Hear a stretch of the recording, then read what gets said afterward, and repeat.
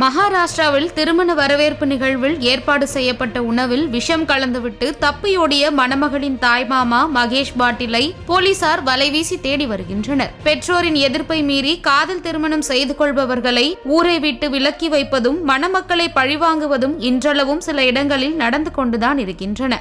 ஆணவ கொலையில் தொடங்கி எத்தனையோ குற்றங்கள் இது தொடர்பாக நாளுக்கு நாள் அதிகரித்துக் கொண்டுதான் வருகின்றன. இவற்றை மிஞ்சும் வகையில் மகாராஷ்டிராவில் ஒரு அதிர்ச்சிகர சம்பவம் நடந்துள்ளது.